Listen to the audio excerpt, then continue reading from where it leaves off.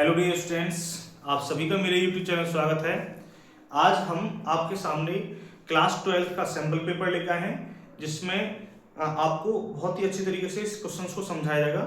सबसे पहले हम क्वेश्चन की तरफ बढ़ते हैं। पहला क्वेश्चन दे रखा है बेटा, if a charged hollow sphere and a solid sphere of aluminium and copper.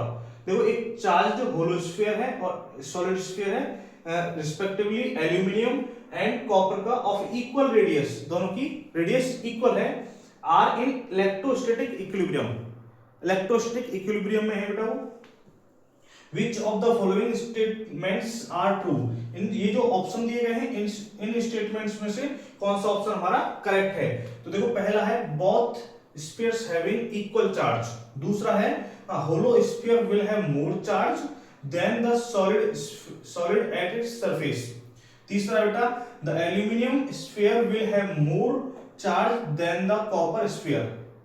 Last है बेटा, if the solid sphere is also made up of aluminium then it will have more charge. ठीक है बेटा, अब हम क्वेश्चन की तरफ बढ़ते हैं। बेटा देखो, यहां पर ये पॉइंट दिया गया है कि एक होलो स्फीयर है, एक सॉलिड स्फीयर है। जैसे मान लीजिए एक होलो स्फीयर और एक सॉलिड स्फीयर, दोनों की रेडियस कितनी बेटा?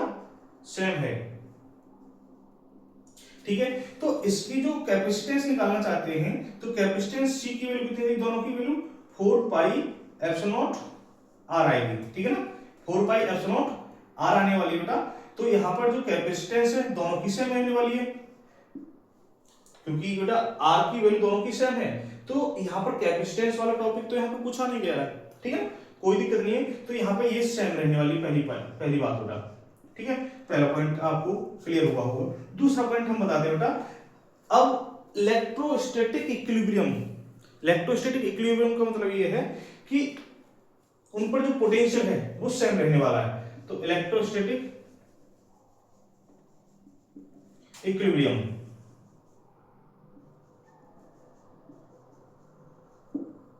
का मतलब होता है बेटा V is equal to same. V क्या रहने वाला है? सेम रहने वाला है उन पर। तो यहां पर V भी सेम रहने वाला है, C भी सेम रहेगा।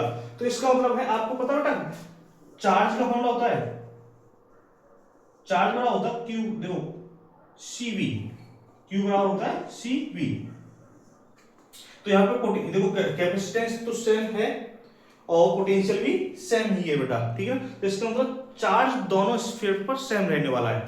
तो बोथ स्फीयर है सेम चार्ज, बोथ स्फीयर है सेम चार्ज या इक्वल चार्ज है। तो हमारा ऑप्शन नंबर 1 रहने वाला बेटा। ठीक है, और उम्मीद है अच्छी तरीके से समझ में आया होगा।